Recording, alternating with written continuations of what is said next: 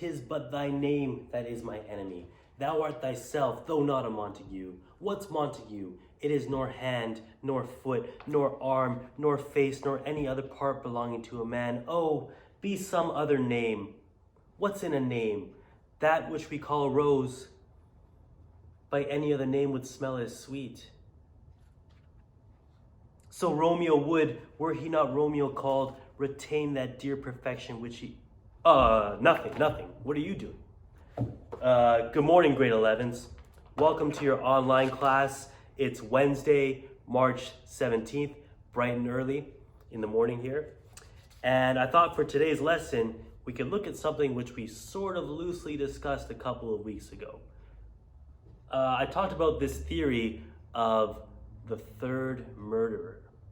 You'll remember that when Macbeth is plotting the murder of Banquo, he is talking to two murderers in Act 3, Scene 1.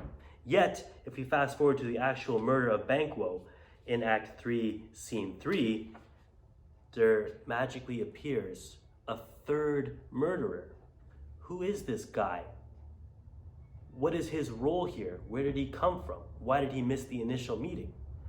I propose to you all the theory that this third murderer is in fact Macbeth himself. When I proposed that to you, I was met with a lot of disdain and disbelief. Yeah, right, Sharma. That would be dumb. That would be dumb of Macbeth. He's not dumb. You're dumb. That theory is dumb. And I was flipping through the pages the other night right before bed, as I'm sure a lot of you do too before English class, trying to go over the scenes which we read before, trying to find some other analysis that I could provide. And I came across this essay in the back of your book on page 136, which talks about this theory of Macbeth being the third murderer. This essay is written by Harold C. Goddard, and he has 6 really good points about the way that Shakespeare writes the third murderer.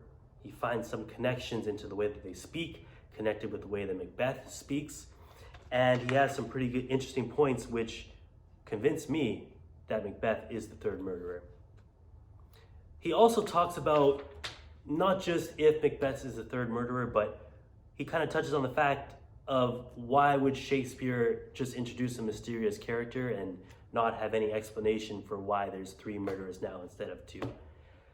But of course, the main part of this is convincing us that Macbeth may have been the third murderer. So your task for today is, of course, to read this essay, which is on page 136. You will then reply to this post on Teams. You don't need to send me a private message in the side chat. Just reply right below this so that everybody can see everybody else's ideas.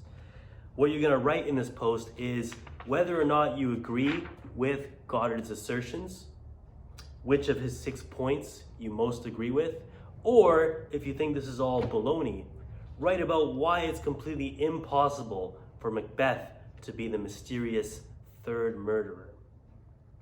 When you're writing this, you should consider what Macbeth is doing at this part of the play, directly before it and directly after it, which would confirm or maybe refute this hypothesis of Macbeth being the mysterious third murderer.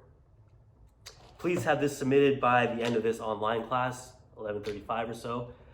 Please also message me if you have any questions about this. And I'll see half of you tomorrow and the other half of you Friday. Bye.